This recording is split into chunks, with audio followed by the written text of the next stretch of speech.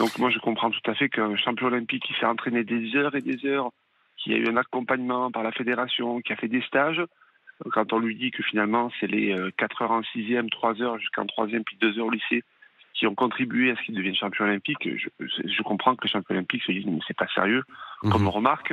Et quand on regarde ce qui est fait aussi sur la politique sportive aujourd'hui, bon, il y a vraiment des convergences en termes de soucis à se faire sur les choix politiques. Alors, procédons par ordre. Vous parliez notamment au sujet de l'EPS du volume horaire. On en est toujours aujourd'hui à 2 heures hebdomadaires, c'est bien ça?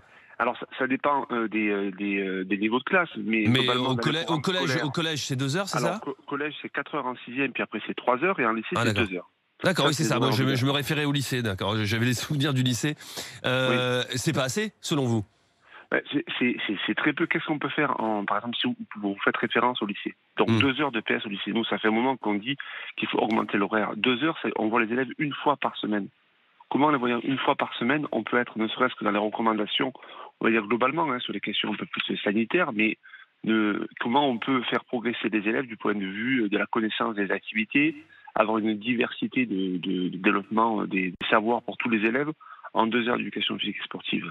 Alors il y a des mesures qui sont mises en place, comme les options ou l'enseignement de spécialités qui permettent pour certains élèves d'approfondir, ou le sport scolaire. Mais quand on regarde sur l'ensemble des élèves ce qui est proposé, on est vraiment sur une proposition qui est minimaliste. Ne serait-ce qu'on dirait, on passe à 3 heures, 1 heure de plus, ça veut dire qu'on double la rencontre par semaine.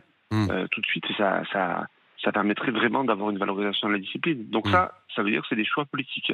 Autre question, pardon, Bruno Criminosi, il y a le manque de moyens également. Le manque de moyens, il est criant, par exemple, sur la question, sur les installations sportives. Comment on peut penser aujourd'hui encore la construction de certains établissements scolaires sans avoir des exigences du point de vue des installations sportives? C'est pas une petite salle à côté qui va permettre de développer une EPS de qualité.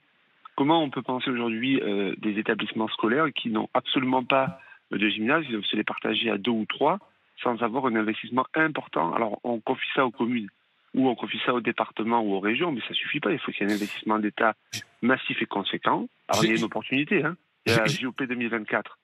Lançons un grand plan de construction des gymnases pour se doter bien de moyens pour développer l'éducation physique et sportive.